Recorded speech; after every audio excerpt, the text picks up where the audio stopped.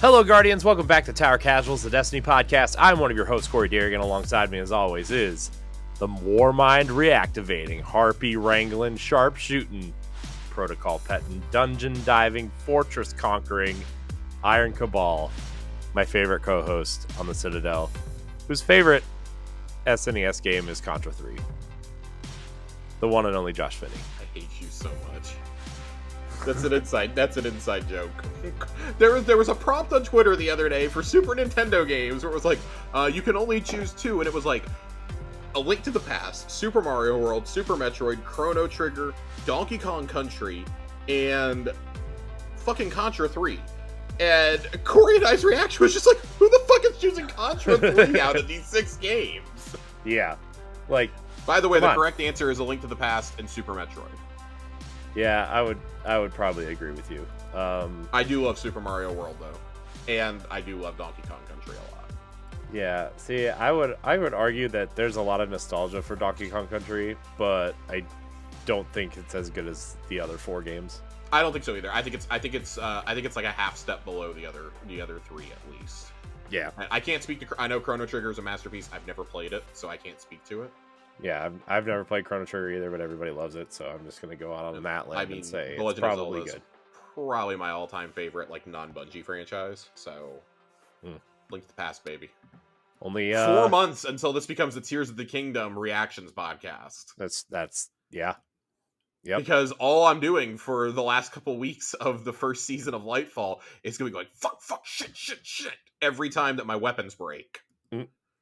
So if I seem more angry than normal, that's what I've been playing when we hit May. Yeah. I'm just, Corey, I'm going through a crisis here. I don't know how I'm going to have time to play all the games that I need to play. Yeah, I mean, I'm genuinely concerned. Like, Lightfall is launching in a relatively safe time. So I'm fine with I'm going to get through the expansion. I'm going to get to enjoy the raid and everything right after the raid, like 4 days after is when we're getting Jedi Survivor. That's the first wrinkle in my plan here. Yeah. I mean, I've already planned out my next 6 months. Really. I kid you not. We have a big calendar that we keep up in the living room. Or not in the living room, like in the kitchen area. I have a whiteboard that I write on, and then I have a giant, like one of those giant calendars. So that I know, like, the days that my girlfriend works, because her schedule always changes. So I got my shit on there. I got the shit that I do for my mom on there. I've got podcast dates on there. And then I have, like, days blocked off. And she's like, why do you have days blocked off? I'm like, listen, I got to block off days for Destiny. I got to block off days for contractor work. I got to block off all sorts of days. Like, I got to reserve the weekend that I think the raid is coming out. This here is the Zelda stretch. This is the Diablo days, the Final Fantasy frolics. I don't know. I'm running out of things, but like it is like legitimately coming down to that, and that's like just getting us through June. Yeah. Like Microsoft comes out and tells us that we're getting an Xbox Developer Direct when you're listening to this 2 weeks from now, about roughly 2 weeks from now, like 12 days from now, and that's going to give us a bunch of dates. There's a Starfield one coming, so I'm really scared. Scared that Starfield's going to launch at a really inopportune time for me. It's probably it'll launch the same day as like Zelda or something. Oh my god. That is probably, other than like a major Destiny expansion releasing on the same day, that's like close to my biggest video game related nightmare in terms of like, how am I going to play things? I've already waxed poetic about this, like how I've like significantly scaled back the amount of like TV and movies that I watch, and I can't really cut back much more in that department, guys. Yeah. So you know what game you won't be playing though, Josh? Skull and Bones. Oh my god, Skull and Bones! What a fucking joke! Ubisoft is canceling every single game under the sun except for that, apparently. I did kind of chuckle at that because I don't know if everybody really understands. They have 3 games planned for this year right now, and it's Skull and Bones, maybe, Assassin's Creed Mirage, and Avatar: Frontiers of Pandora, and they desperately need all 3 of those to hit. Skull and Bones, there's like no way that this is going to be good. There's like no possible way this is good at this point. The sad thing though is, like, to me, like, the premise sounds kind of interesting, like, because it's basically The Division but pirates. seems like. I mean, well, so okay, you just described Ubisoft in a nutshell, though. Every game of theirs is like, what if Assassin's Creed, but in London with cell phones? What if Hmm. Assassin's Creed, but in Oh, Wyoming oh, with I redneck mean, racists? I get it, but also that Star Wars game they're making sounds really cool. I don't know if you saw the rumors about that, I where there's like I that. saw that, and I am taking that with the biggest goddamn grain of salt that you No, can you know what imagine. they're doing? They're using that technology they forced into Starlink and whatever Beyond Good and Evil 2 was supposed to be. Oh God, Beyond Good And and Evil that's 2. Can we discuss just for a second, like just not even discuss, just like appreciate for a second the fire sale that is going to happen probably within the next 12 to 18 months at Ubisoft? oh my Because gosh. Ubisoft is Jeff Grubb man, Jeff Grubb said they're it. I believe Bloomberg and struggling. Axios both confirmed it also, They're struggling. that Talk Ubisoft about has the perfect approached time like for somebody anybody to who buy could. them. Yeah, they've gone to like everybody imaginable that could possibly buy them, and they got laughed out of the room. Tencent is like a very strong maybe. Which Oh, honestly, them gross. getting bought, like that's Yves Gilmont's like greatest fear. That's like his boogeyman is Tencent. I Yeah. think he'd like burn the place to the ground first, personally, but like Microsoft and Sony and EA, like the three of them are just like vultures at the gate, waiting and like licking their chops Yeah. because Uh, they want some like Ubisoft Montreal and the North Carolina studio, which respectfully make everything, and then Rainbow Six. mhm. Like those are two of the prize studios. Yeah. And like, can we all just like agree to give the Rayman franchise and like the studio in France that makes Rabbids, just like give that to Nintendo? Yeah. Can we just give that to What them? if Give them the Starlink property also, because that's the best yeah. Star Fox game we've gotten since '64. Yeah, dude, Starlink was pretty good. The Star Fox stuff was pretty good in that game. I'm not gonna lie. I have my R Wing around here somewhere. It's not on my shelf anymore, but I have it around here. Yeah, I have one. I don't know where it's at. I think it's downstairs in a box somewhere with all the rest of my crap that I Like should display Microsoft but and don't. Sony are going to sit there and like rock paper scissors for who gets massive. Yeah. Honestly, like I think Microsoft is like fine with giving everything away if they come away with Rainbow Six. Basically, if they come away with the Tom Clancy rights, I think they're okay with giving everything else away. They'd be like, no, no, please, I insist. I insist. Jim Ryan, I insist. You may take these, but we really want Splinter Cell. Yeah. We have no plans to do anything else with the rest of these properties. We'll keep Siege going, but we really, really would like to make a proper Splinter Cell is an Xbox game as far as I'm concerned. Yeah. I think yeah. No, I agree. By the way, did you see them randomly tweet out a Sam Fisher headset the other day? I did, and it made me upset. I'm just like, okay, well, you already announced a remake that's already in development hell. You canceled the VR game when you made such a big deal out of it. Why are you doing this to people? You know? Watch, Sam Fisher's just going to be put into Assassin's Creed Valhalla. He's That's where already he's already in Ghost Recon. everybody else goes to Assassin's Creed Valhalla these days. So why can't he? Yeah. Lord Shaxx being there makes no goddamn sense Dude, either. that's so funny. That's That so is funny. God. I'm never ever letting this go. I'm gonna complain about it. Every couple of days. You know I what see though? somebody on my timeline tweets, what crossover would you like to see next? And every time I have to like resist sending in like a manifesto. Yeah. You know what though? No Kratos in Assassin's Creed Valhalla. No Kratos. Yet. Hmm. They said they were done. They told me that 2 years ago. So It's true. it's gonna happen. It's true. But Corey, you They know just what keep else is adding on gonna to that. They just keep selling stuff for this game because it's the only game that works and they've sold pretty much works? in the I last. still can't finish my game. It's been 2.5 years. I don't know. Buy the Jack's armor and it'll fix it. God, dude, I have to like give them a tip to fix my account. But you know what we don't have to wait long for? Some significant changes to Destiny 2 that most of us have been asking for quite a while. Yes.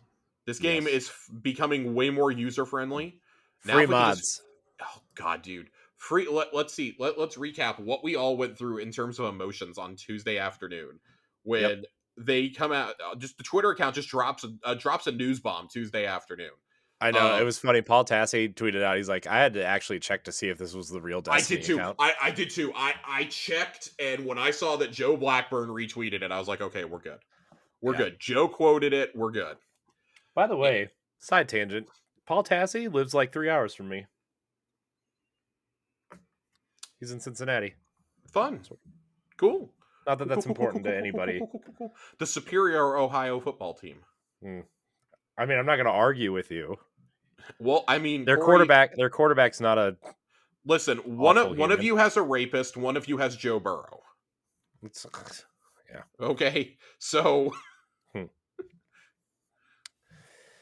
one of you is a quarterback that would fit better on the Pittsburgh Steelers. I don't want to talk about it. Okay. One of you has Joe Burrow.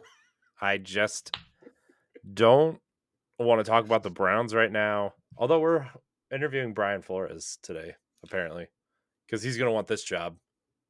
Yeah, he wants to be with Deshaun Watson. He made that really clear before. That's why he wanted him in Miami. You guys can't escape it. It's great. Okay. So yeah, massive TWAB this week. After we saw the tweets and we verified that they were real, we had some awesome stuff. So they have it all packed in here. Jam-packed first TWAB of the year. Jam-packed. Man, God, jam-packed. I don't know if it's strawberry or grape or apricot or whatever. That was a jam joke, everybody. That was a jam joke. I prefer preserves. Who prefers preserves, first of all? I think I do. Oh. Okay. I really like strawberry preserves, personally. Decrease the power level needed to enter Grandmasters by 25 to 1580, which is the powerful cap. That's huge. That's huge. That means if you hit the pinnacle cap the season before, you are now technically Grandmaster ready right off the bat. Yeah. Huge for accessibility. Decrease the overall power level of Grandmaster activities by 10 to 1620. This does not make it any easier, though, because current power difference of negative 25, all enemies are 25 power level above you, is still in effect. What this means is you can enter at 1580, but enemies will be 40 power above you. You can use artifact power and or pinnacle drops to increase effectiveness up to 1595, where you reach a maximum effectiveness. We will have more information on further changes to Grandmaster Nightfalls and other high difficulty modes coming soon. I am really hoping that this is the beginning of making things, like, honestly, just doing away with power levels. I think this is the beginning of it. Mm-hmm. I have a feeling that they're going to do the same thing with raid, with the raid, and with like maybe like dungeons, like master activities and stuff. I have a feeling that we're going to get more of this information the same day that we get the raid date announcement. That feels like the pretty obvious route for me. Yeah. But this is huge. You can now start grinding adept weapons the first week. Yep. So if it's anything like this season, so for example, Warden of Nothing is the Nightfall this week, and it has Wendigo as the reward. Wendigo will not be available again in another Grandmaster that's easy to farm until the last week of the season, and as the only time it will be up as an adept weapon, I believe. Yeah. So this kind of helps avoid those scenarios for those of us who, I don't want to say we're Grandmaster ready right away, but who are ready within like 3 weeks or so. That significantly speeds up our timeline a little bit. And for me, honestly, means that I can free up some time later on in the season to do other things. I don't have to kill myself getting Grandmaster ready, because that is a slog of a grind. You have to be at pinnacle cap, and you have to grind out probably like 15, 16 levels usually. Mm-hmm. It's too much. It's too much. If you're going to make pinnacle experiences more accessible on paper to the community, that's great. That's a change we've been asking for forever. So 2 thumbs big up here. I need to see what else you're going to do, but this is a great first step, and it takes effect starting on Tuesday with the hotfix. Yep. You're not even waiting until Lightfall to drop this. Joe Blackburn said, yeah, the team kind of moved mountains to make sure that this and the mods were going to be ready to go. Yeah. That we were planning to hold them for Lightfall, but I think it's been pretty evident that they needed something to get this community excited. Yeah. And moving this up, cool. Yeah. I agree. Let's talk some Iron Banner, Corey. Iron Banana. Iron Banana. Now, you got a chance to play some more Iron Banner over the weekend. I did. I actually turned my thoughts around from last week, and actually I really like the mode. No bath towel though. I probably played like 30 or 40 matches, no bath towel. That seemed to be a very common sentiment among people, was they were missing like one piece of armor. I myself had to play about 30 rounds to get the cloak. Yeah. And it's absolutely maddening. Yeah, I was kind of shocked that like I mean I got a ton of chess pieces. That was like the one thing I got them. I probably got like 10 chess pieces. I got a lot of chess pieces and a lot of helmets. Yeah. Same. Yeah. Yeah, I think my thoughts have stayed largely consistent. I had a lot of fun. We went on a crazy streak over the weekend. By we, I mean we got a whole group together from the Discord. Myself, Johnny was in there, Max was in there, Joasis was in there. I think we had our buddy Phil at one point was with us. Or I was Phil instead of Max. We had a whole 6-stack of people running around though, and we were kind of memeing on people. Phil and I busted out Mountaintop Recluse. Wow. And we were running around using those, just having a good old time.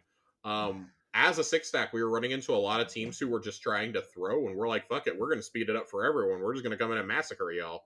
Yeah. I had this crazy clip. It's very clear upon watching it that I was glitching at one point. Yeah.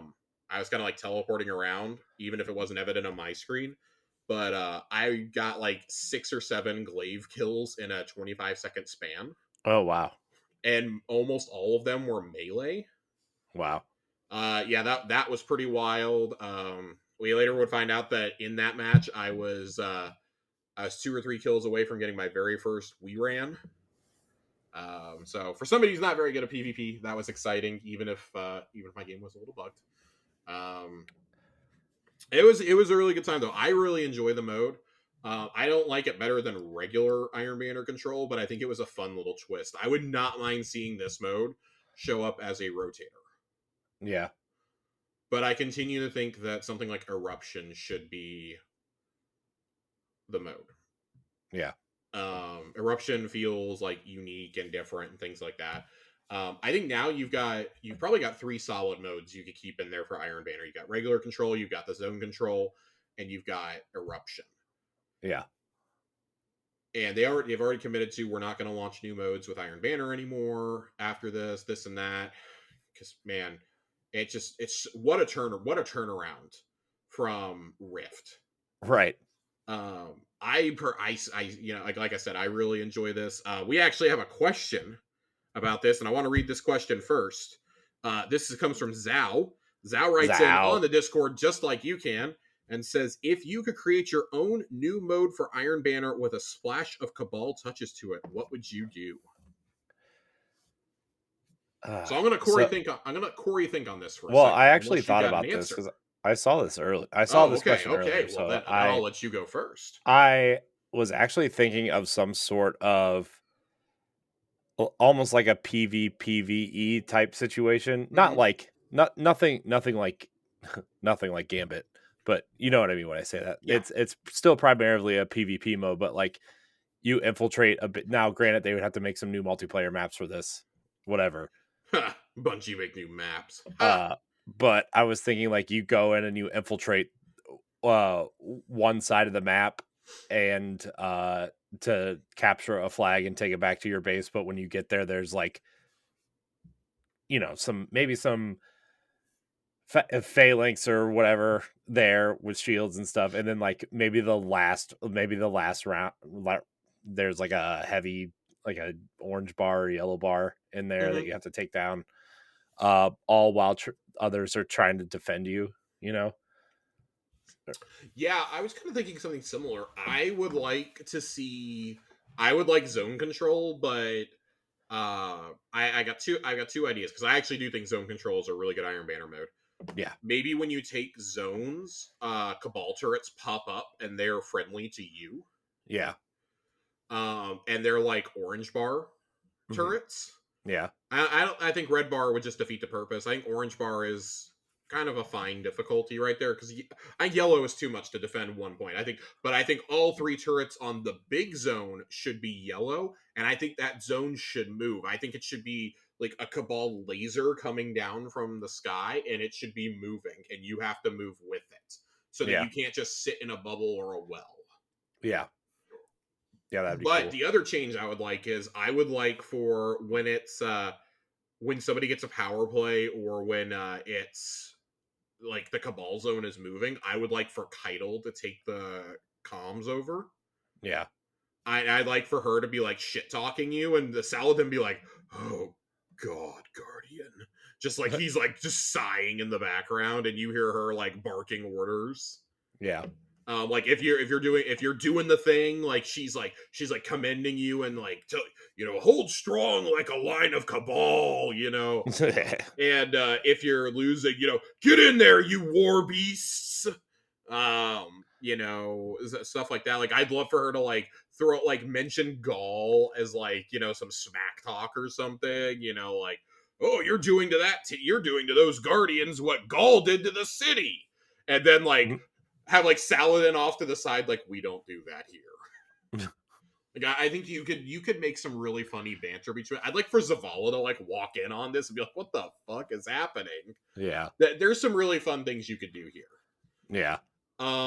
I would also like if like too many teams like start spamming bubble or something, like I would love different audio lines to play, like 2 bubbles pop over each other, have Saint 14 like start commentating. Yeah. "Oh, Guardian, this is glorious!" Like, I would love it.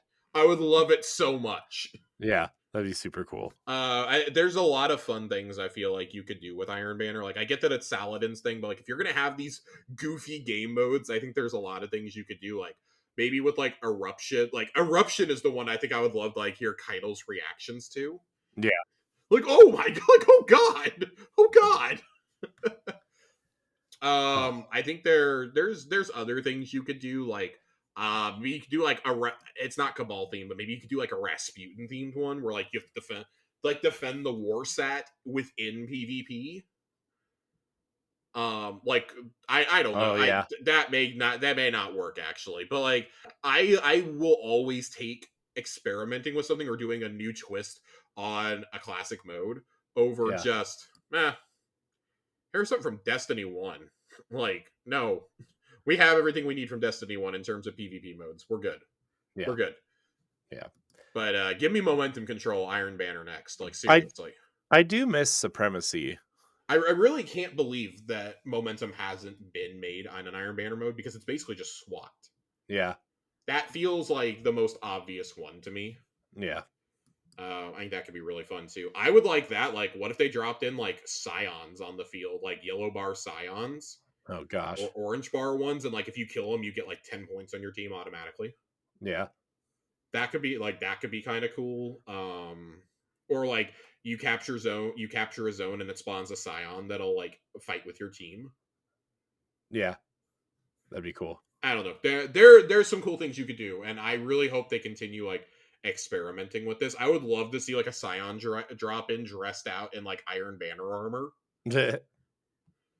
Yeah, we need in Lightfall, we need Cabal armor for Iron Banner. Yeah, we need Iron Cabal. We need like, oh, you know that's going to be a fucking cutscene. If it doesn't happen in Lightfall, it's absolutely happening in the final shape, where Lord Saladin comes in a Cabal ball with his Legion. The Iron Legion. You just like you like all hope is lost, and then all of a sudden you like hear the rise of Iron Teams swelling, and a Cabal ball just lands behind the Guardian. The Guardian turns around, Saladin steps out, and then just like they're all landing. What if it's some kind of Rise of Iron theme remix with like a Cabal Legion theme? Mix it with Gaul's theme. Yeah, how cool would that be though? Dude, that would be awesome. What if the Dominus Saladin. What are their names? I forget what the ones with the swords are called. But what if Oh, they like the all butchers, like the yeah, butchers. what if the butchers land and instead of swords, they're holding axes? Oh my gosh, that'd be so Dude, cool. how loudly would you be Well, screaming? even that, like even if like you didn't want to change the animation, just switched out the knives with then they dual wielding the axes. Just give them like two mini axes. Yeah. Well, they'd be like the full size axes because Cabal are I would huge, need but I'll be honest, I would need Crow to show up with his big ass axe then. That that would be Saladin cool left for too. him. Like, because What if there's still a tiny bit more to play out in that story. what if what if Josh, hear me out. I'm Hear me hearing you. out. I'm hearing you. What if Saladin, Crow, but Crow got a new iron, like a Iron Lord armor set that was like the Crow armor, but like Mhm. gold and green plated. And then Ephrodite was also there to lead Oh god, dude! If Aphrodite shows up, like, with like a she's got whole to show up. legion, She's got to show up. with like a whole legion of Cabal, That and would like this, be and like that'd be this glorious. gold, green, and white armor. Yeah, I feel like it would make more sense for Crow to like do that. Crow's either doing that or he's leading the hunters in the battle, like one of the two. Yeah. I feel like this makes more sense. Like it brings closure to his story there, and like Plus, like it the doesn't make whole sense for him to fight for the reef. yeah. Plus, like the whole turnaround of like them finally believing in Crow, even though they know what he Oh did. yeah, You know. yeah, and I do think like and like oh man, what if like Anna and Shax show up with all the red jacks? Oh, yeah, that'd be God, awesome. we can't go down that. We're gonna have to revisit this topic repeatedly over the next Each year. So each set of NPC guardians is going to show up with a separate race of like um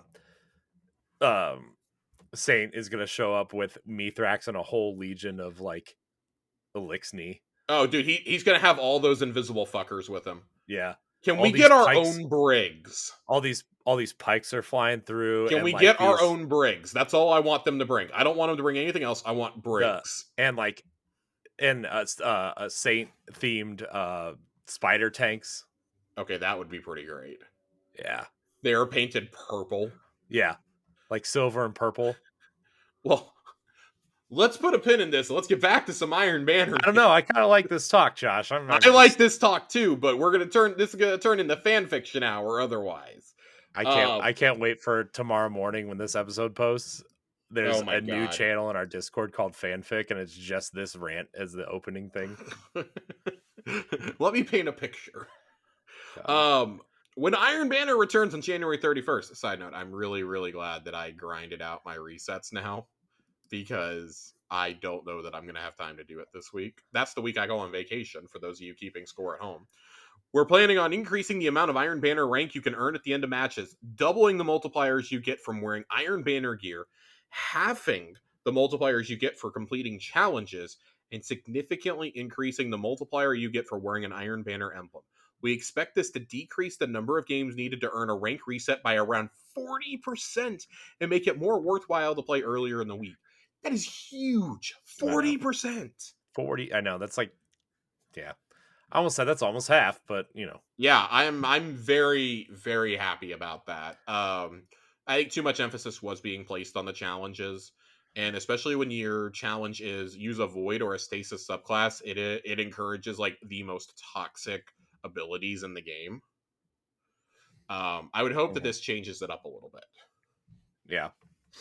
And then additionally, starting next season, Iron Banner is back to 3 times a season, guys. Yeah, finally. And an Iron Banner emblem will be made available on the rewards track during the first reset for those who don't already have one. Yeah. We'll have more information about the modes and dates to expect in Season 20 as we get closer to launch. All of this is basically like a big tease. Because we're going to get more information on everything as we get closer to Lightfall. So, like, view this as like a part 1 almost. Yeah. So, great. This is great. It's awesome. I know that the challenge system was confusing for a lot of people to figure out where the challenges were, even though like it's the same place that like weekly challenges always are in a director. I can understand how that got overlooked. I don't think it's poor UI design. I think that's a ridiculous complaint. I think it's just like you're not used to looking at. Like if you're not power leveling, you probably don't know where your challenges are, honestly. Yeah. Um, this is a really good change though. I like it. Putting banner back to 3 times a season also reduces the stress and the amount of grinding needed to hit those resets. Like now, with this and the reputation changes, I'm way more likely to do 2 resets. Yeah. Because I'm somebody who always reset their Iron Banner rank. Yeah. Or who was always like leveling up tons of times in the track and this and that in the past. And the last couple Iron Banners, really since the changes to Rift, I had to do it during Rift for the seal, but I was so burned out on Iron Banner that last season I didn't touch it. I didn't do it for all of them. I don't even think I got the 1 reset last season, honestly. Now I'm back. I'm back with these changes. I'm ready to go. He's back, everybody. He's back. That's right. I played a lot of Iron Banner this past week because I was convinced I wasn't getting the chainmail shade or otherwise. So I'm Valis happy for these Finn. changes, and I just kind of looked at it and I was like, that's fine. It's fine. It's fine. I get some other stuff I can cram in that week now before I go on vacation. But yeah, seriously, Iron Banner 3 times a season, like that never needed to change. I understand the philosophy and you wanted trials available sooner. And I think that's one of the things you're going to see a change to. Maybe is like do Iron Banner the second week of a season now. You might not get. I want to know what the dates are for this next season because you're kind of between a rock and a hard place. It's like, do you like trials is very clearly going to suffer because they don't do trials on Iron Banner weeks. So that's 3 weeks already. You're not getting trials. You're not going to get trials the first 2 weeks of the expansion guaranteed because of the launch of the expansion and the raid. Mm. That's 5 weeks out of probably a 12-week season. You're not getting trials at least. Right. So yeah, I would say like, that's probably by design, but maybe that's some of those like high end modes we were talking about earlier. All right. Let's talk about the other elephant in the room, Corey. Let's do You it. get a mod, you get a mod, you get a mod. Everybody gets a mod. All standard armor mods are now unlocked for everyone. Yeah. Now, let's read this with a caveat. Oh boy. With big changes coming to build crafting in Lightfall, we want to give everyone a chance to enjoy all of the standard mods in their current state for the rest of the season. Standard mods refer to everything but raid and artifact mods. Players who were granted access to armor mods in yesterday's patch will not have them appear as unlocked in collections. You can still use them freely in the armor. We have a blog post planned for next week with more information on how mods and build crafting all will be leveling up in Lightfall. This concerns me a little because this is something we've asked for so many years. We finally got it, but we get it with an asterisk. This tells me more of like, again, back to the light level thing. Your leveling is going to revolve around mixing and matching mods from the artifact and raid mods, and getting mods from specific game types. Yeah, I would agree with that. I think that I think that the ultimate, and obviously, like this is pure speculation. We'll know by the time we do next week's episode. My initial thought is that they're seeking to bring Charge with Light, Warmind Cells, and Elemental Wells all more in line with each other. Mm-hmm. Because let's be honest, there's really no reason to use Warmind Cells. Elemental Wells are very good in specific builds, and I mean, Charged with Light is an old reliable at this point.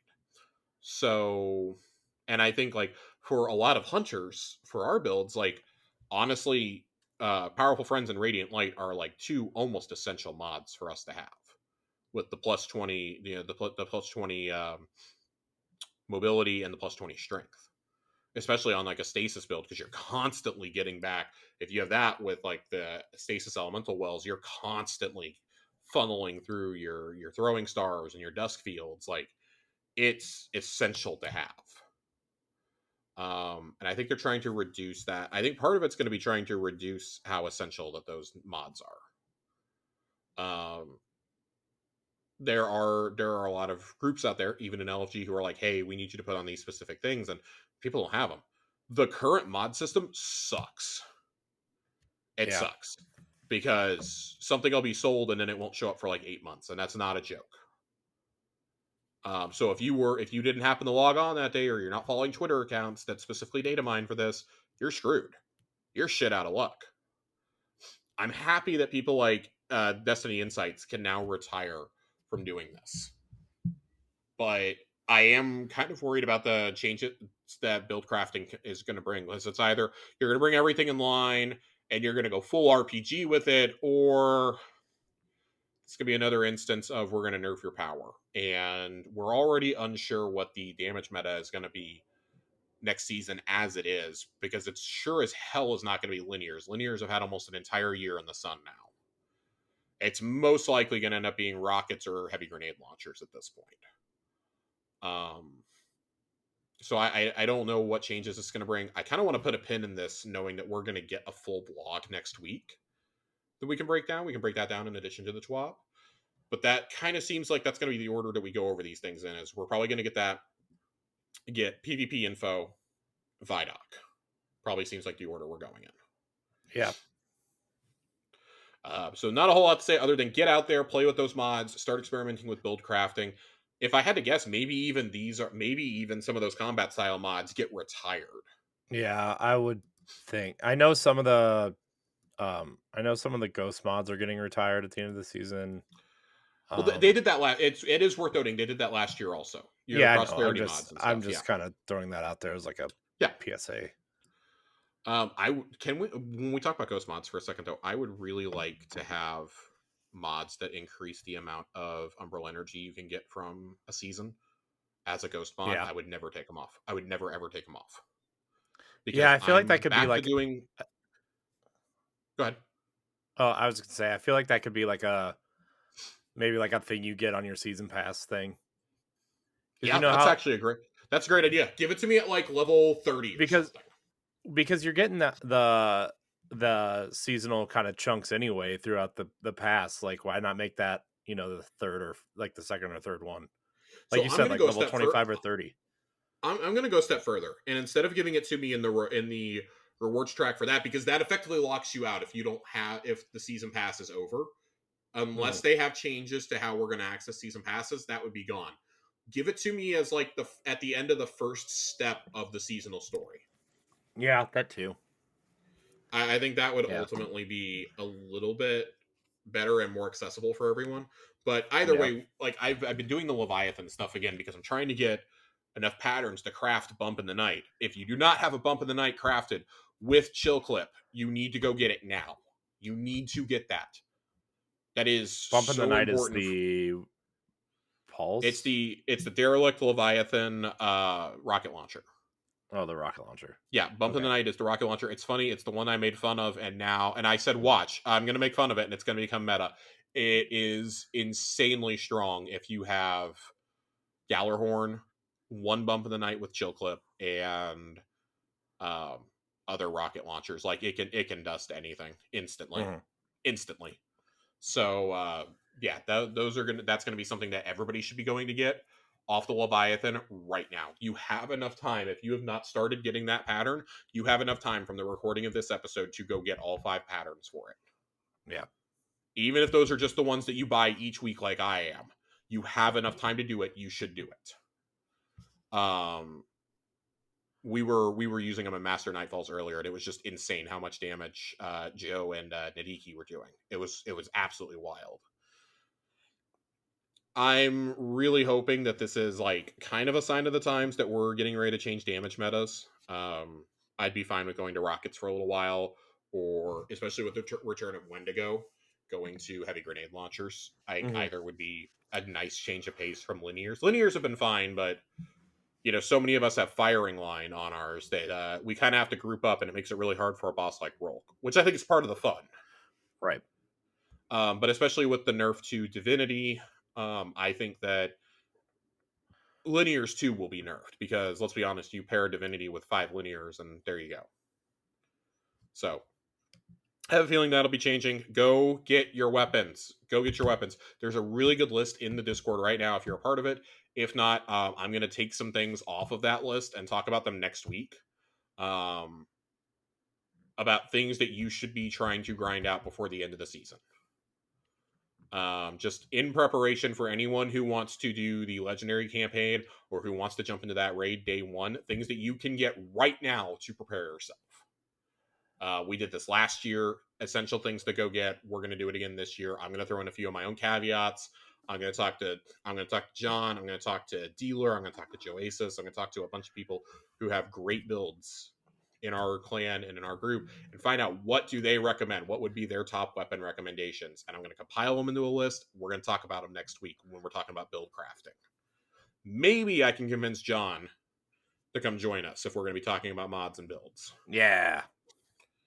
All right, stay focused. Starting next week, we are making the following changes to the cost of focusing weapons and armor.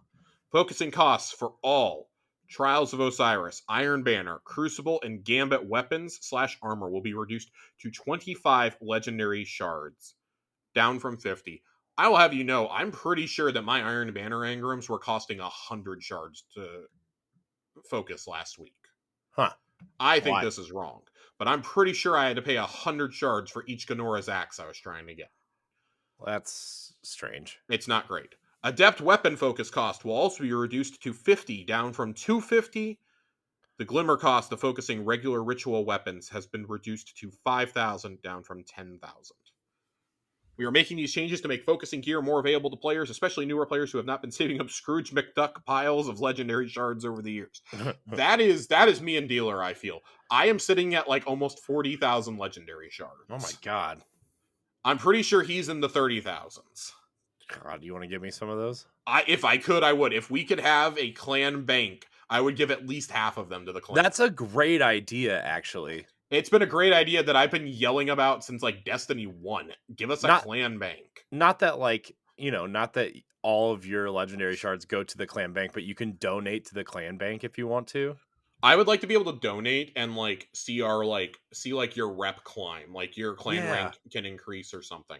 Yeah. Kind of like one of those like pay to win mobile games or something. Oh god. Don't give them that idea. No. Bunchy, you didn't hear anything. I didn't say anything about pay to win. You heard nothing. We want to make sure players have opportunities to chase more spicy rolls without breaking the bank. You can try these out next week by visiting the vendors for Trials, Crucible, Gambit, and hitting up Lord Saladin when he returns January 31st. This is good. This is a change that, we've been yelling about for a couple of years now. Again, like these are all common sense changes. Yeah. Every one of these is things that we have been, as the community, yelling about. And Joe Blackburn did say this is kind of like the first wave of like them responding to player feedback. Cosmo, God bless him, waded onto Reddit either yesterday or today and was soliciting player feedback so that they can respond to a lot of it. Like, what are the most pressing things concerning the community? So, Godspeed, my man. Damage is no longer there to do it for you. So, sorry, Cosmo. Sorry, Cosmo. You had to reactivate your Reddit account. Gross. What if his name was like Schmajmo? I mean, his name is it's the exact same handle as I know, but just to like get in there and see what it looks like first before he actually goes in for real. He's like, nah, too much. No, so just real common sense, short common sense little thing here. I do wonder though, with the changes to this, if we're going to be able to focus Vanguard weapons soon. We need to be able to focus regular Vanguard and Crucible weapons. We need to be able to do that soon. Yeah. They may have made a change with Crucible this season. In the back of my mind, I feel like they did, but I don't know for sure. That shows you how much I care about what's happening on that screen. I think that you got to be able to access there's no excuse for us not to have every vendor doing it now. Yeah, it's been getting phased in for a year and a half now. It's long past time for Zavala and Shax to get in on the action.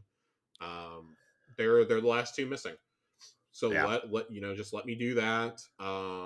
We've got roles that show up at Zur and at the Gunsmith every week. I'm not saying that Rahul needs to have it, but we need to find out. They're going to have to do a blog about focusing too, because we're supposed to get legacy focusing next season, and I want to know what that entails. Yeah, we already know it's going to include past Trials, Iron Banner, and Nightfall stuff. And I guess I just want to know to what extent. Yeah, is my question. You think the legacy stuff will cost more because people didn't get them, or do you think it'll cost the same? Um, You think I'll you be think they'll honest. be special? I could see the armor costing quite a bit. Yeah, Um, like maybe if you get an armor engram, it'll be like 100. But like if you do a specific piece of armor, I could see it costing like 250 to 300 because you're probably only getting it to transmog it at that point. yeah, I think that would be the common like thought is like, oh, once you have the armor unlocked, it's probably gone. It's in your collections, it's gone. That would be the easiest way to reduce some space. But I think that's a way to bring back past seasonal items also. I'm not saying like, oh, every single weapon needs to be made re-available, but like give me a like a greatest hits of stuff from last year especially. So yeah, like let me take a splicer engram and it has the chance to give me chroma rush, ignition code, or grid skipper, for example. yeah. um give me things like that. Like we need to have that, and then like there's still the elephant in the room of how are we going to get patterns we did not unlock for crafting this year? Because if they Right. lock you out from getting patterns, that's the ultimate FOMO. Yeah, And I don't think you can just say it's as easy as here's everything in the world loot pool. We saw they very clearly did not do that this year. yeah. Although I feel like that needs to happen now. Like last year's weapons probably all need to come into the world loot pool at some point, or like maybe now that we have two sets of Cabal weapons, we're probably getting a third one next year. Maybe we can have somebody in the helm or in the tower selling Cabal weaponry. We could have maybe Ido can be chilling down there by Drifter, selling Fallen weaponry. Yeah. Get back to using the Black Armory stuff. Like I honestly think the schematics probably go to Ada for crafting. Like they're gonna come up with something like, oh, Ada and Eris worked together and they made a portable copy of the relic, so you can just craft in the tower or in the helm now. You don't have to go all the way to fucking Mars. Right. So the whole point of going to Mars was because it was story driven. Yeah. And like we were there for the expansion and for the investigations and everything else. I'm tired of having to load in the Mars. That's 3 different spaces I have to go to. This is the same problem we had in Destiny 1 all over again. Yeah. Yeah. Oh, I Look, gotta go to the just Iron Temple. Oh, I gotta look, go to the Reef. I gotta go to the Tower. just destroy the tower at this point.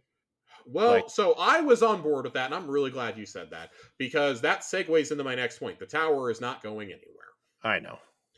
But Yes, you can pet the dog. I know. For those of you who do not know, if you somehow missed us talking about it, How? you can get Archangel, the mechanical dog, unlocked as a companion in this game. And he is a good boy. He sits in the helm, and you can give him pets. You He can good boy. activate the good boy protocol. He good boy. Yes. So they concepted what it looked like. Robot dog. It's great. I love it. This image of it in production, or this video of it in production, will absolutely haunt my nightmares forever. Yeah. Of the pink person crouched down. We know a lot of you really like Archie and are concerned about their future. They will be leaving the helm at the end of the season, but they will be returning to the tower in season 21 for more pets. Yay.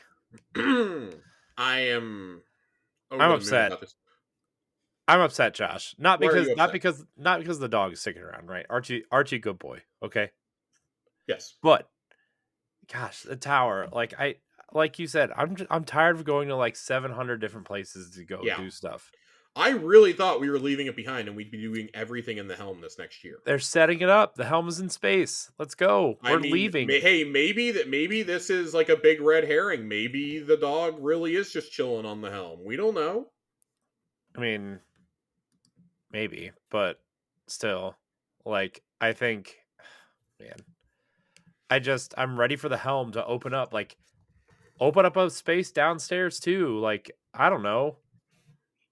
That ship is huge. Like, open it up and let all the NPCs chill in their own little room, right? Like, I don't know. It just bothers me at this point that we have to go to the tower. We So have to go. Not only do we have to go to the tower, we have to go to like 3 separate spots in the tower. We have to go to the helm. We have to go to yeah, Mars. We have to go to like I mean, we have to go to the Leviathan sometime. Like, there's too many places. Too many. I would like to infer something based off the information they gave us here. He's returning in season 21. The next season is not 21. The season that launches with Lightfall is 20. So, season 21, guys, it's gonna be a Rasputin themed season. There's gonna be some Rasputin and Warmind shit going on. Yeah. So, just saying, if he's returning then, either that or they somehow did not plan for this and are like, oh shit, it's gonna take us a while to build this back in. Yeah. I Which is also entirely possible, by the way. yeah. Um, I think it's gonna be a story thing though. I think it'll. I also think it'll be a story thing. A lot of things, especially over the last couple Fall of years. winter. Sorry, I Yeah. had something in my throat there. What if Fellwinter becomes the dog and then you can have a pet? Oh Christ, dude! If you put fucking Rasputin into the robot dog, I'm gonna cry. I'm gonna Fetch absolutely Winter, am cry. I right? I Ha. need him to be partnered with Saladin. Yeah. I need him to. Yeah. Either Saladin or Zavala. Give Zavala a hobby. He seems Zavala seems like the kind of man who needs a therapy dog right now. Yeah. I could be okay with that. I could let him borrow Archie for a season. Yeah. All You right, think we'll ever get pets in Destiny? It's funny that you asked that because we have a question about that. So we're going to do the question right now. I'm pulling it Yeah. up. We're Look doing at the that question segue. right now. So, hang on. Got to find it. I thought it was in here. Okay, nobody actually asked this. I definitely thought we had a question about this, but it was a question about ghosts. We're going to answer this anyways, though. If you could have any like pet in Destiny or like companion in Destiny, what would you want? I mean, I think I would want some sort of wolf or dog, right? I think a wolf makes sense in the lore since we are the young wolf, and I think the wolf makes sense. Obviously, Archangel makes sense now. yeah, I think it depends on like I think you could choose a pet depending on what like your favorite, I don't know, extra activity is. Like either like Iron Banner, you would say, oh well, if I do this in Iron Banner, I'll unlock the wolf, or if I do Vanguard strikes, I'll get, I don't know, a Kaido Zavala baby rhino that Oh follows me my around. I don't know. god. I could see a couple of interesting things happen. I could see like, oh, you do like a certain thing in like a season, and like maybe a scion can be summoned Hmm. as a companion. I don't want these to affect my gameplay though, is the ultimate Hmm. thing. I want them to be like hanging out in the tower. Yeah, I think it would be cool though if they were like if you could implement them into like a subclass super. So let me hear that. That's like Destiny, like getting final smashes.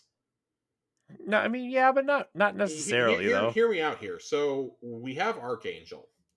What if you could get a? What if there could be a fallen servitor, a Cabal war beast, a wolf like you proposed, and Hawthorne's hawk, Hmm.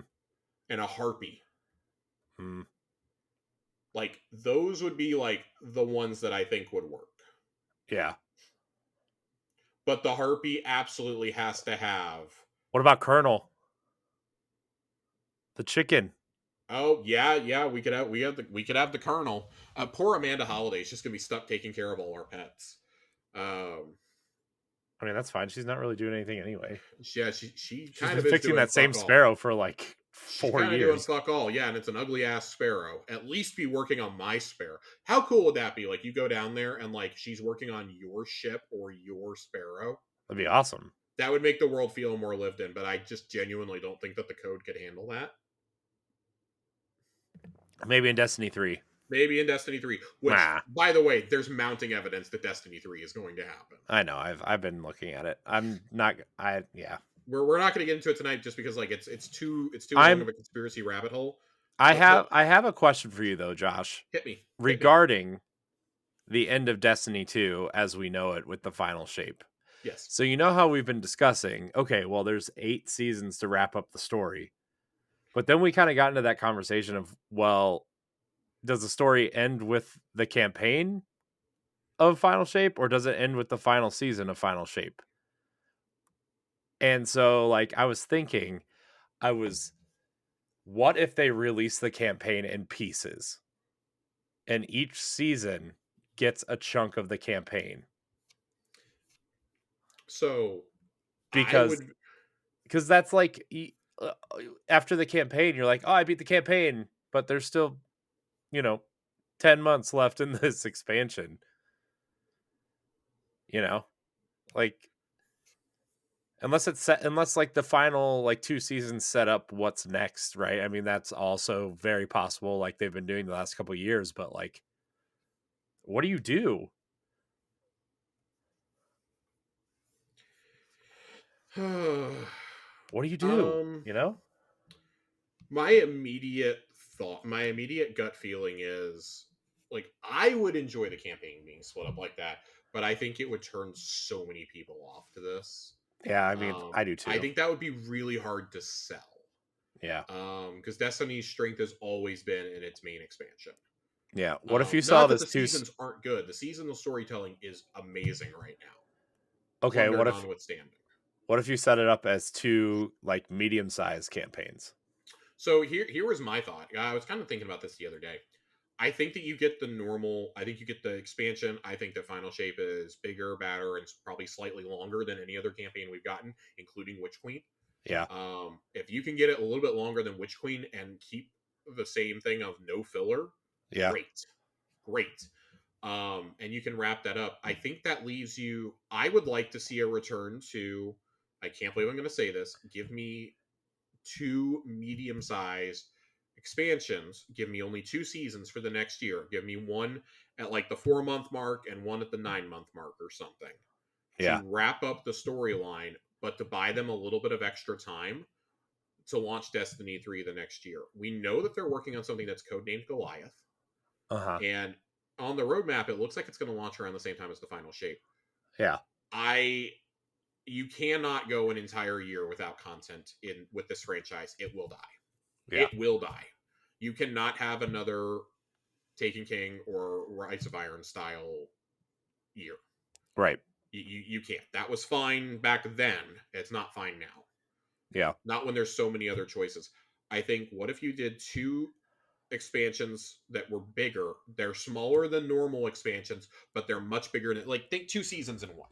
Yeah. Think like the size of 2 seasons in one in terms of the loot, the armor, the Yeah. activities. You would get a guaranteed raid and a dungeon for them. Yeah. And then that gives you the runway that maybe instead of giving you 12 months, maybe that buys you 16 months Yeah. to then launch whatever Destiny 3 is. Right.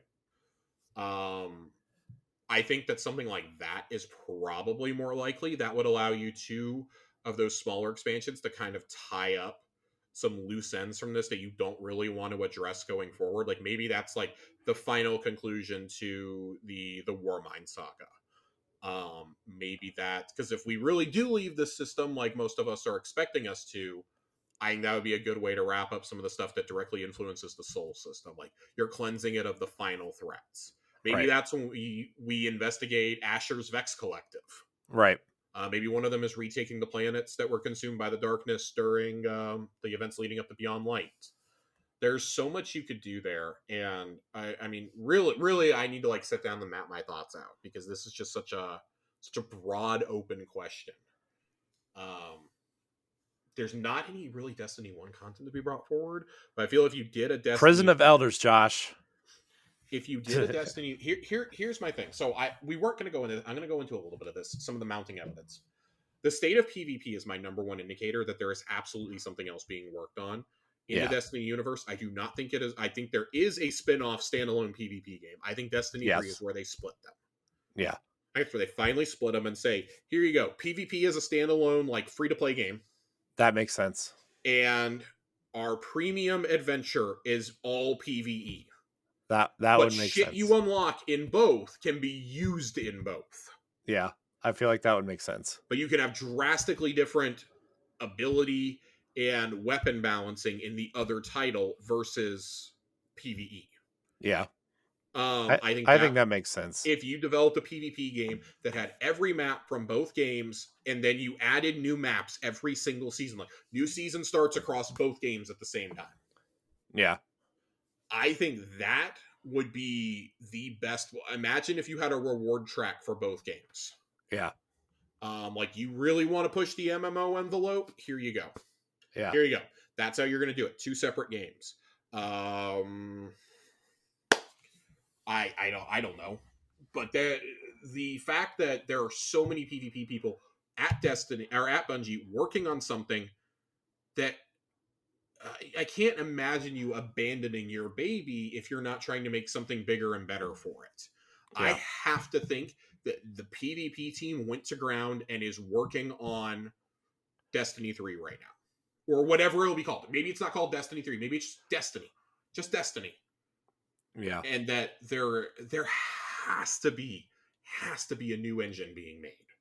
Yeah. I mean, I feel like that seems That inevitable at feels this like point. something that's been happening behind the If scenes. if there's a new engine, then there definitely will be a Destiny 3 and the spin-off game. Because Yeah, I can't see Destiny 2 continuing on this engine it with can't. this in the It current literally state. can't. And I mean, we've had this discussion before. You've effectively backed yourself into the corner if you're Bungie, and I think Bungie may be forced to make this decision. They may have this decision made for them if they go the route of 2 smaller expansions. Yeah. Maybe the final shape is the absolute last thing ever released for Xbox One and PS4, Yeah. because it is noticeably holding the game back now. So, side tangent, so my nephews came over Yes. during Christmas break, and I plugged in my Xbox One X and downloaded Fortnite and Destiny on it. Man, have you tried to play Destiny on an Xbox One lately? No, I sold both of mine the day my Series X came out and never looked Dude, back. my head hurt. It was so slow. And that was on an I've Xbox heard. One X. Yeah, well, it's capped at 30 frames, Yeah. and that's a game that runs at 60 frames natively. It runs at 120 in Crucible. Yeah. Like, it if you have the proper monitor or TV. I can't go back. I can't go back at all. Mm-mm. No. It's like me trying to play on a smaller screen again. I just can't do it. I got a gigantic 4K TV, and I can't play on anything else. Yeah. I don't know what the solution is here. We've talked about it so many times over the years. Really, your jumping off point was Witch Queen, but supply constraints really made that impossible. Yeah. So you're between a rock and a hard place. Do you cut off at Lightfall and say, well, which I still think they should have done it. I don't know how this is going to run. I think this is going to be chugging on those old consoles if exploring Neomuna is as in depth as they're hinting that it is. Yeah. You're gonna be in danger of takeoff. Yeah. They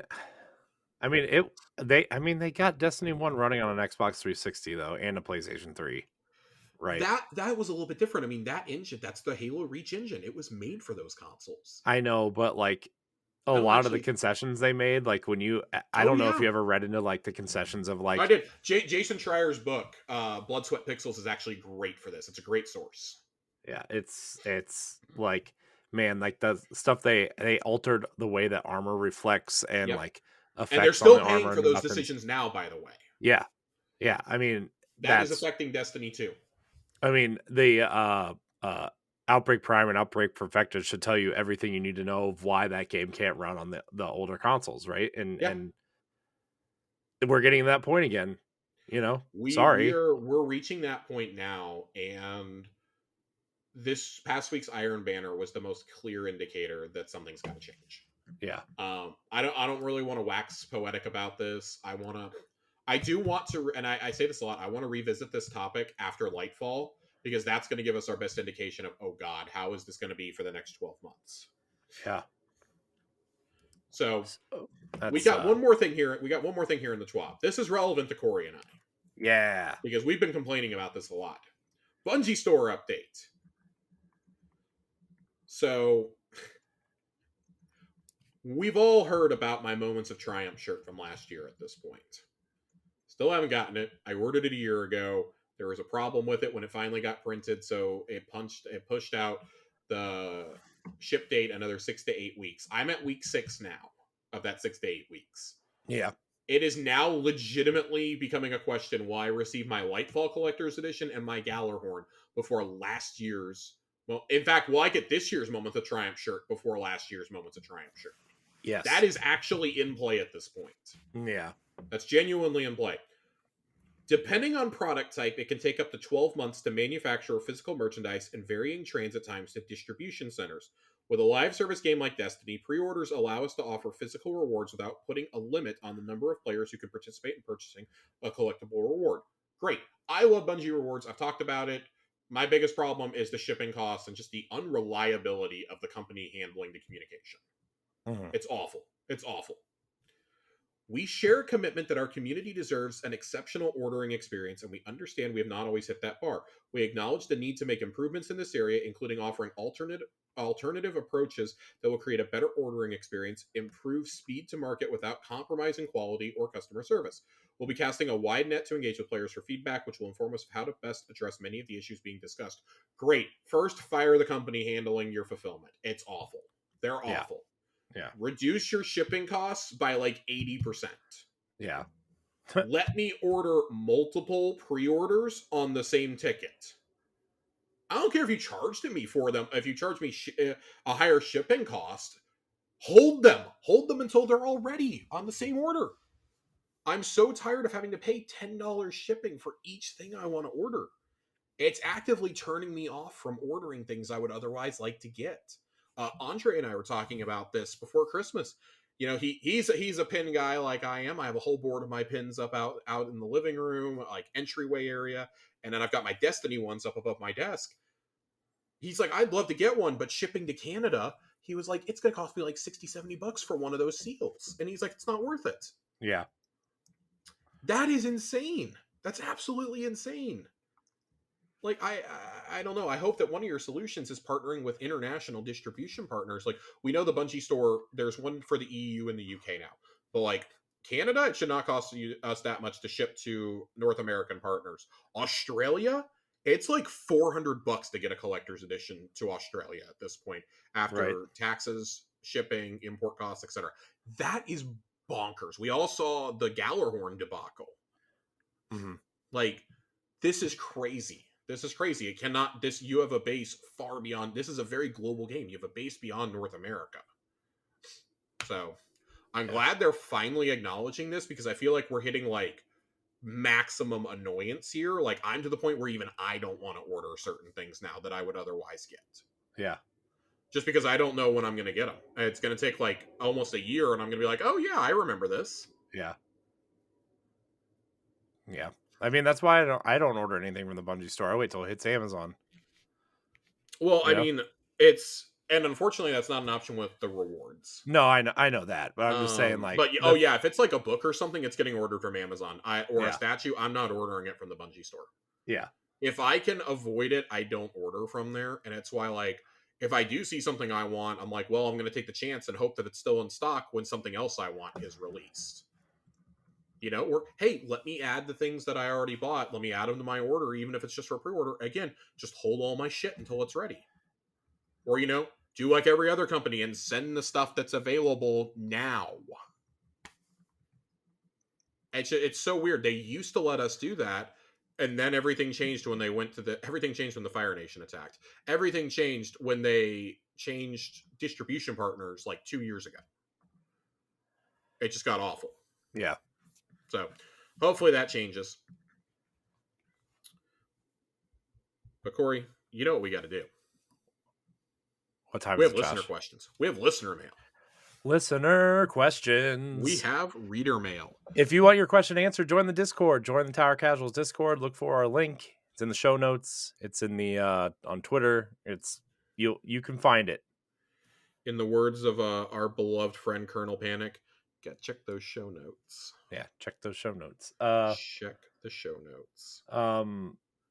Yeah. Also, like, our social media stuff will be spinning up again next week. I've just been, like, really busy the last couple. Yeah, Corey's been very busy. I've been very busy with personal things. Yeah, and I've been busy, like, redoing a lot of stuff for my other shows, and it's just been kind of like other shows. Work is spinning back up. It's chaotic. Yeah. Trust me, this vacation cannot come soon enough for me. Work shows, other shows, Tower Casuals. There's a lot of podcasting in my life, Josh. I don't know if you know this. I do. There's a lot of podcasting in your life, and there's a lot of gray hair in mine. Yeah, this is the 4th podcast I've recorded today, Josh. I hope you know. Jesus Christ. Well, I'm glad you still have the energy for Tower Casuals. Well, I don't talk on the other ones. I just record them. My work ones. I'm not important enough to record my work ones. Our first question comes to us tonight from Spinny, who recently joined the Discord. Thank you, Spinny. What kind Spinny. of abilities or aspect keywords would you like to see in Strand? Example, I would love to see weapon perk tie-ins such as Incandescent for Solar and Volt Shot for Arc. I've spent a lot of time thinking about this today. I so bear with me here. So Strand is like, we're kind of like weaving things. We got some of the names updated this week. Yeah. I would love to see one called for warlocks called Marionette, where Ooh. like maybe you like shoot some strands out like Spider-Man style, and you can like control red or even orange bars to turn against their allies. That would be awesome. That's a cool idea. I would really like that. I think like that could do it, or like maybe if you dodge, if you're a hunter and you like dodge near an enemy, like when you dodge, you like whip out two like whips and like when you do your dodge and like it brings them uh over as allies for 15 seconds or something as a distraction, or like you give the hunters like maybe there's like a little strand of dart you could fire. But marionette is mine.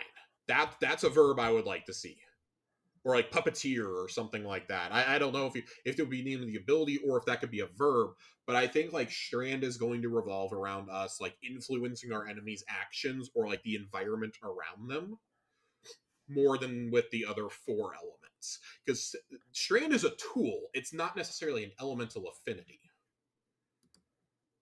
So it makes sense. Like that's like some futuristic technology I could see Neomuna developing. Yeah. Corey, Yeah. what would you like to see? I would actually like to see a lasso ability Okay, with Strand. Like there's an enemy that's really far away and it almost works like a and because we already know that it can act as a grappling hook, so why can't we like pull enemies towards us and like blow them agreed. away with a shotgun or a sword or something? Agreed. I think that'd be super cool. And also like it works really cool in other games. Like uh, Outriders had one that was pretty cool. Doom has one that's pretty cool, right? Like I mean, that stuff's cool in games when it works right. Halo Infinite, that was a really cool new feature. Yeah, I think there's a lot of possibilities here. Yeah, that's what I want as a Okay, Titan. got you. Oh man, so like on like the marionette side of things, what if you like throw up a barricade and like if enemies get too close, they get like warped under your control or something? That'd be cool too. I don't know how you would do that. I don't know how any of that would work in PvP, by the way. But for PvE, I think that's a great fantasy. And Destiny's all about nailing the fantasies, right? Yeah. Well, I mean, it could almost have like a timer, and you would have to smash B to like get out of it, right? The way that you get frozen with stasis, it could almost be the same type of mechanic almost. Maybe the Um, timer's a little less than the stasis one because yeah, you are kind of taking control of another character, right? But I think I could that'd be see that. cool. I think that would be really cool. Like, oh man, what if you were like a warlock and you could like you could take over an NPC's mind for like 15 seconds Yeah, to that'd like be solve a cool. puzzle or something. Yeah, that'd be cool too. That'd be really cool. Tiger Jesus writes in, do you think Dares of Eternity will get new bosses and encounters in the Year of Lightfall and or the final shape? I don't think personally I No. don't think so. I think that's over. No, but I'm going to say if you're going to continue to have the 30th anniversary pack for sale, we've talked about this about updating core playlists. I think it's really hard to like update strikes and whatnot, strikes and Crucible without like, oh, we're throwing a couple new strikes in, or oh, we're going to put the battlegrounds and like some new maps in.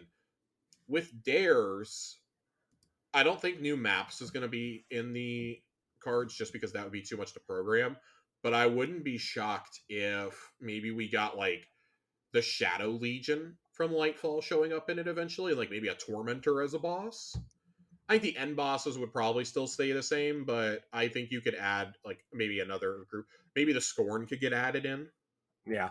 I don't know how hard that would be. Like armchair developing, I don't know how hard that would be. But if you're going to keep it up for sale, I think you should update it and maintain it a little bit, especially if that's going to be the source of getting some of these red. I have a very bad feeling that's how we're going to be getting the red bars for Yeah. crafting for these older weapons going forward. Is going to be through dares. Yeah. You need to update it because listen, I still have PTSD from the non-enhanced grind that I went through with Xur. Mhm.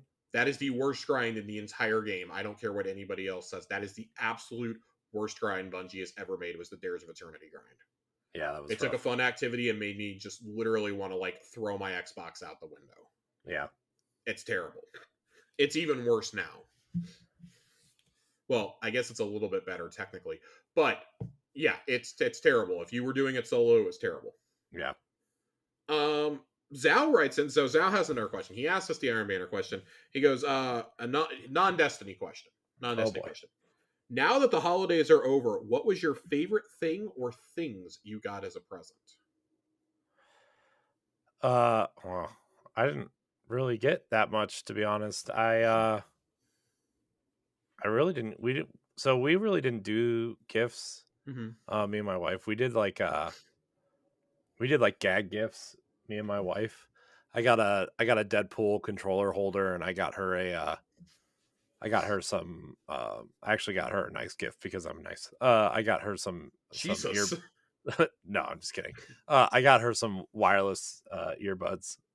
Well, Corey bought Because himself a PS5 yeah, that's in true. like the week before Christmas. He was very excited about it. I did get it. I did buy a PlayStation 5, and I do have God of War and Horizon on it. So, That's fair. That's yeah. fair. So I guess that's my favorite thing I got myself. I got a shitload of books for Christmas. I I saw you posted that on Twitter, like a huge stack of. You that's said I have basically enough all I reading asked material. for Christmas from like my family is books. Um, my grandma kept up her tradition of getting me a video game like she does every year. God bless her. This year's game was Lego Star Wars. So Skywalker Saga will hold a special place in my heart. She's still, at 86 years old, she's still making sure she gets me a game every Christmas. Even though I'm the one definitely picking it out and paying for it at this point, she still gets to slap her name on it. So I let her do it. Well, Yeah, I mean, a couple of the books that I got were really nice. They were like really nice leather, like hard leather bound collector's editions that Barnes and Noble sells. I yeah. got one that collects all 5 Hitchhiker's Guide to the Galaxy novels, Oh, nice. and one that has 3 classic Star Wars stories in it, Ooh. the Bounty Hunter Wars books. And like Boba Fett is on the cover, and like the Mandalorian symbol is etched into the side of the book. It's really cool. They have an Obi-Wan Kenobi collection too. I might have to pick that one up, but I'm a real big sucker for books like that.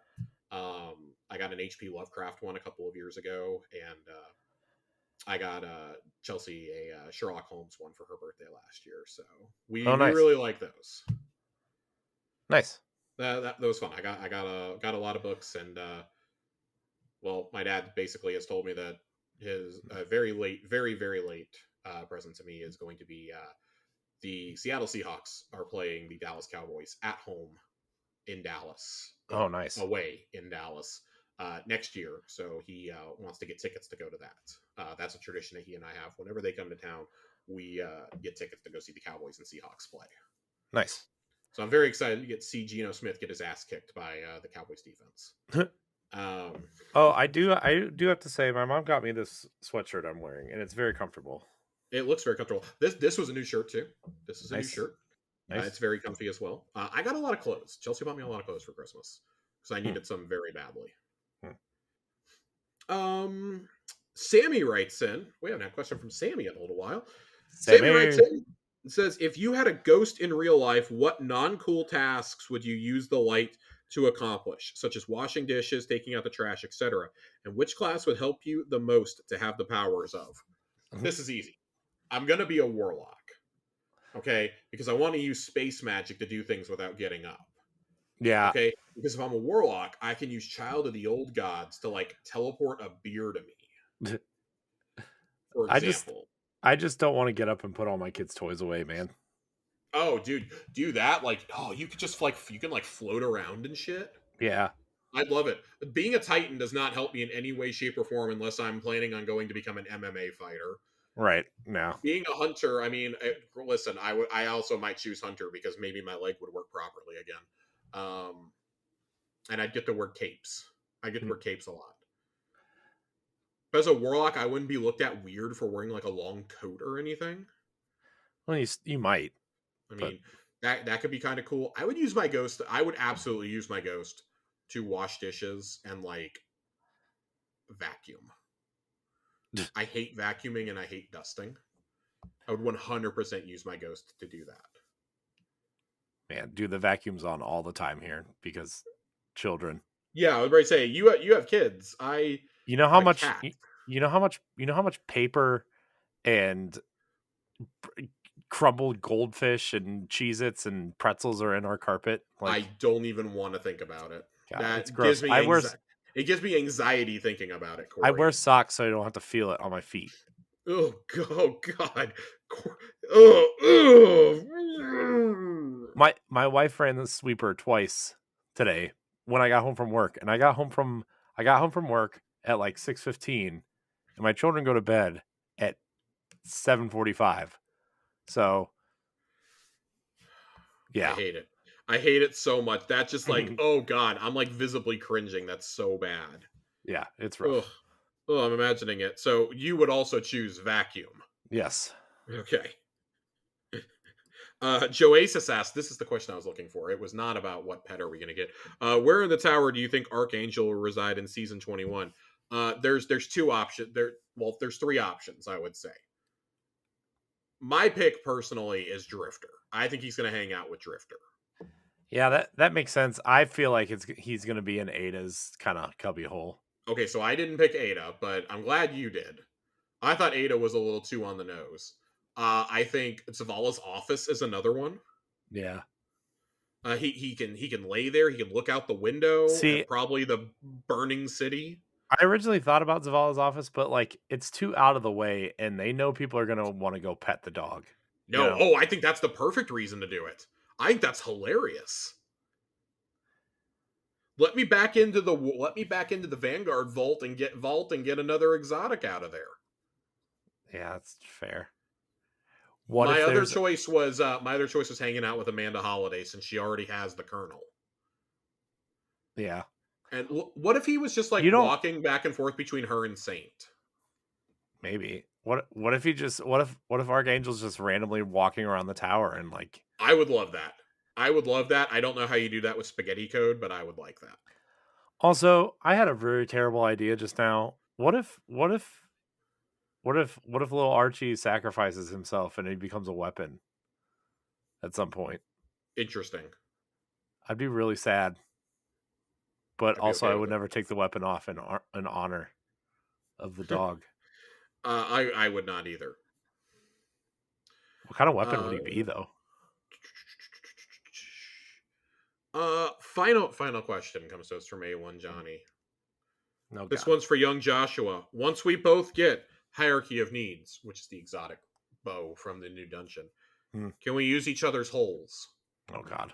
John, I hate you. No. No They're cowboy off hat limits. yet. It's off limits. Use your own holes. It's off limits. No cowboy hat, no bow yet. That's all I'm No saying. bow over here. It's the last thing I need to drop from there. I have good rolls on just about everything else. I want a better roll on long arm, but I have good rolls on everything else. I want the cowboy hat. That's all I need. Corey, you know what we haven't been able to do in a little while, thanks Get a to cowboy the hat? API. No, not cowboy hat. We've not been able to do lore corner for a hot minute. I know. I miss Lore Corner. I So think this is the first Lore Corner of the season. This is in fact the first one of the season. We took some time off at the end of last year, also because the API wasn't working. Yeah.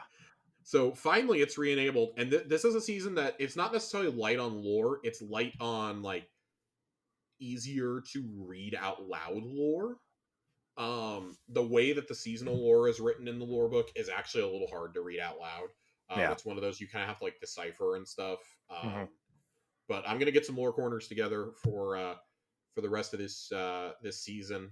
Now that everything's finally unlocked and I can sit down and like plan out, okay, what do we want to talk about? So we're gonna rewind just a little bit.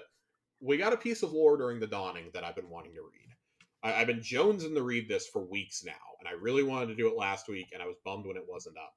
Uh, I read this right after we went on break, like literally the next day. I read this and was like, "Oh, I really, really want to do a lore corner on this," because I think it's actually great in terms of like the hive. So this is from the Dawn Chimes shell, which was the exotic ghost you could get during the dawning this year. Finch transmats the cookie so that it sits balanced atop the little pile of stones he's arranged for it. Then he floats down and nudges it 3 millimeters to the left. See, Ken? This is exactly the sort of thing you've been missing out on. Nearby, the sprawled corpse of Finch's hive guardian affects an air of indifference. Finch turns around to look at him. Just think, you might have gotten a cookie from the guardian too, but it's all unilateral and extreme violence with you. Oh, and happy dawning, by the way. You don't have to say it back. Finch doesn't actually eat the cookie, but takes a piece of it and disperses its component molecules into the air, which is really more or less the same thing.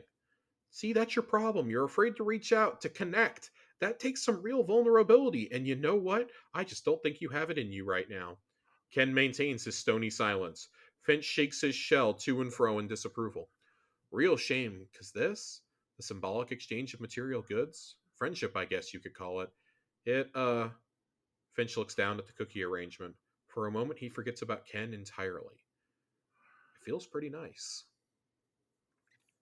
Can we appreciate the fact that his hive guardian's name it's not something weird like Savathun or Zivu Arath or Oryx or uh, Zol or Nacris. It's fucking Ken. That's so funny. Does this mean that there's a hive guardian named Barbie out there? Maybe. I really hope we fight Barbie now.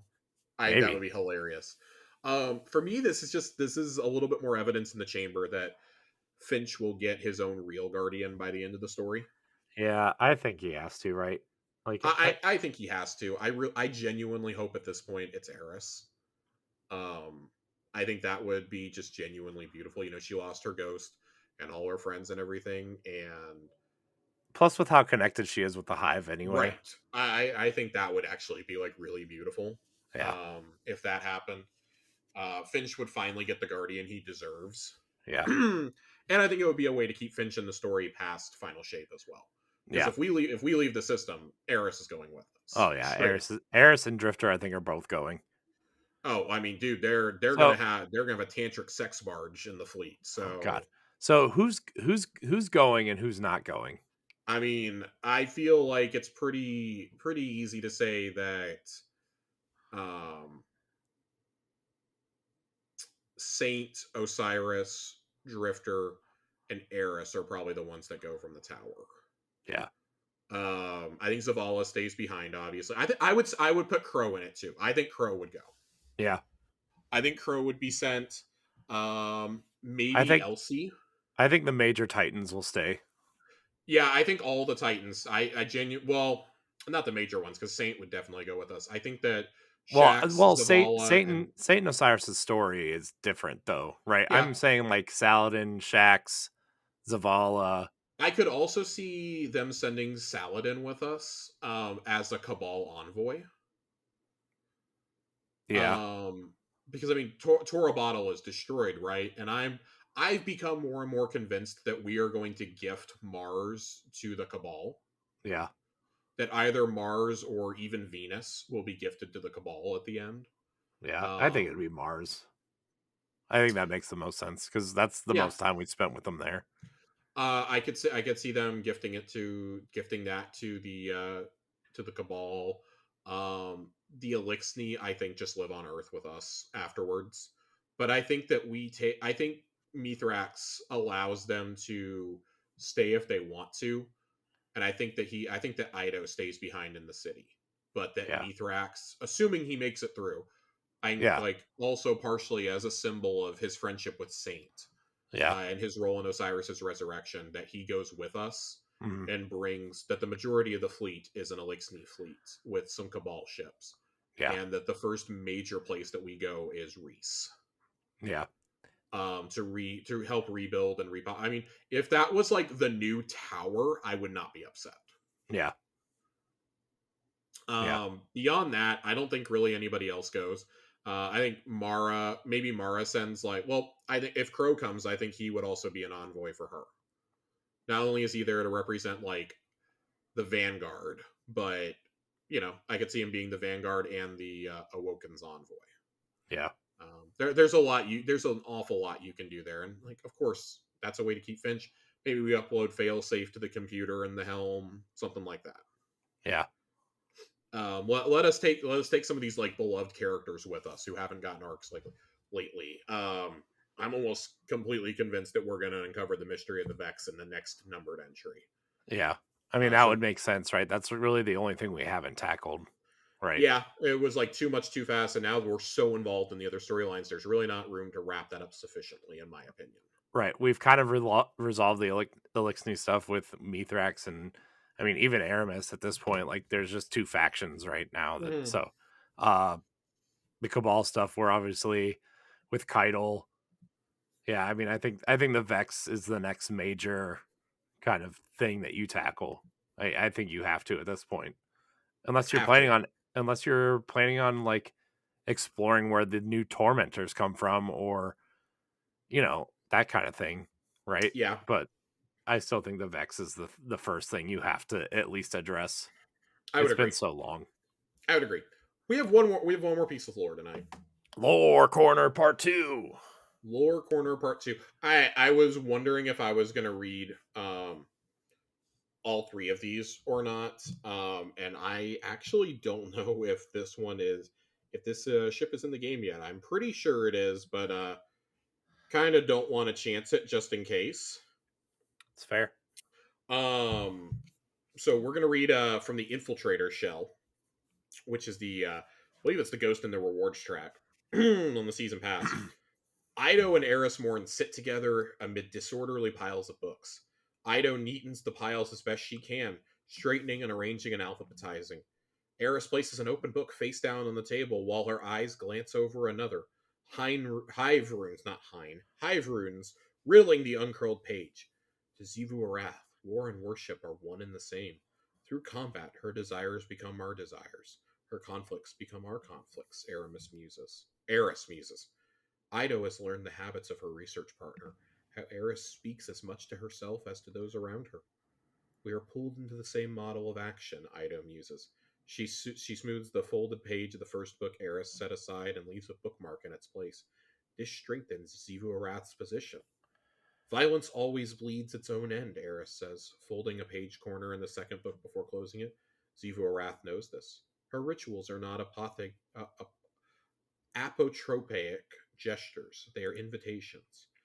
Ido runs the tip of a claw across her datapad, which she has accumulated many meticulous notes.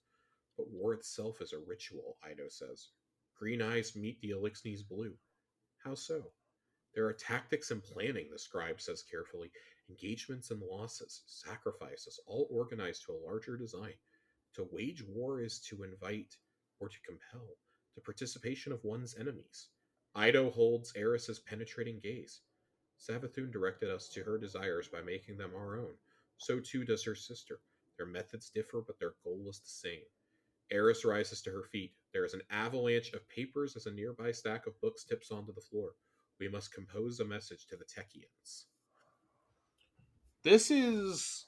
I mean, this isn't anything like super monumental. This just shows the continuing role of Ido in Guardian Society, really, and that she is. This is, as we saw in the cutscene this week, she is really like they are intent on. This is a war council. Like they tell you to go attend the Vanguard meeting, and it's Zavala, Keitel, Mithrax, and Anna eventually, and the Yeah. Guardian. Like Ikora's not there, and like most of them aren't. Most of them really aren't talking. Because I mean, we gotta save on voice actors, right? Um, I think it's really fascinating that they're there though, and I saw people criticizing it, like, oh, well, why would those two be there? And it's like, well, because they're basically our closest allies right now. Like, we need Mithrax and Keitel to be in the loop so that things like the beginning of Witch Queen don't happen again, where we have to slaughter somebody's army to get somewhere. Right. We need to all be on the same page. We may need them to give us a ride at some point too. Like, So, if the planet is glassed or something. oh my god, yeah. Like we may need a quick getaway here, people. So I think that's fine, but I think this is actually kind of great because Ido working with Eris is kind of perfect. That's the person that I think she should be working with in the tower the most. Eris is a big book nerd. She's the one that we go to for questions on rituals and everything. But Ido is realizing things that even Eris hasn't realized. Right. She's kind of realizing the same thing that we have from the books of sorrow, and like I think this lore piece may be another step in the realization to how to break the curse of the dreaming city. Yeah. That's got to be something we deal with in the next year. I can't imagine that waiting until after the final shape. There is still a role for Marasov to play in this story. As we're seeing this season, I find it very interesting how she's so invested in stopping Xivu Arath. Yeah. Almost like she's had a complete change of heart since the events with Crow in Lost, and now like she's all in. She's all in on stopping everything that's happening. Yeah. I wonder if this is why the ritual with Savathun happened, was to draw out Xivu Arath. Um, I mean, I think there's some sort of like do you think there's a conflict there that we don't really know a lot about yet? so I mean that's it's like it's factually incorrect, I think, because Xivu Arath was already drawn out. Osiris was tracking Xivu Arath when Savathun ambushed him. Xivu Arath was already operating within the system. He had tracked her to the moon, and that's when he got taken down. He fought the Knight Right. of Xivu Arath that You're we right. later kill in the Ascendant Plane, Right. but Savathun used that opportunity after he'd expended his light to possess him. Right. She was also there. Xivu Arath had also tracked her. And we see like the Wrathborn legions, they attack the Dreaming City and because they're part of the curse, and Dulankaru and all that. Right. And then there's the assault on when we're conducting the ritual, to break Savathun out of the prison. Mara's really trying to and succeeds in killing her. Right. And that was also, I guess, like partially to draw out Xivu Arath's brood, but like you have her brood and the Scorn attacking at the same time. Right. I don't think it was necessarily to draw her out, but I'm gonna look into and make sure that this ship is in game. But there's a lore piece I want to read next week that's going to answer some of these questions called Spirit of the Warmind. And I want to make sure it's in the game before I go ruining anything. I know the Ghost Shell is not in the game just yet. And that's not even accessible in the API for me. But I want to make sure that this ship is earnable. I'm 99% certain it is. This is going to answer some of our Marasov questions and some of our Xivu Arath questions. This is actually, I think, going to be fairly important going into Lightfall. Think of this as a part 2 to what we just read on the Infiltrator Shell. Okay. Yes. No, I'm just saying, okay, we'll wait till next week to talk about it. Yeah. But I think that's going to do it for Lore Corner this week, Corey. It is. And you know what, Josh? That means it's the end of the show. The end of the show. Man, what a good show. We had a lot to cram in here. We did, but we did it, Josh. We did do it. Had a couple good side tangents. Got through all the information. I recorded with my right microphone this week. Yeah. A lot of great questions. I recorded my right microphone this week, so sorry for everybody who had to listen to that last week. Anyways, thank you guys so much for watching and or listening. Follow us on Twitter and Instagram at Tower Casuals. Join the Discord. If you want to play with us, if you want to talk Destiny with us, if you want to ask questions, join the Discord. Josh, thank you for your time tonight, as always. Where can we find you? Twitter at Josh_Finn. And you can find me at I am Corey NHC. I already did all that. Tower Casuals at Tower Casuals. I want to thank everybody for watching and or listening. Until next time, we love you. Goodbye.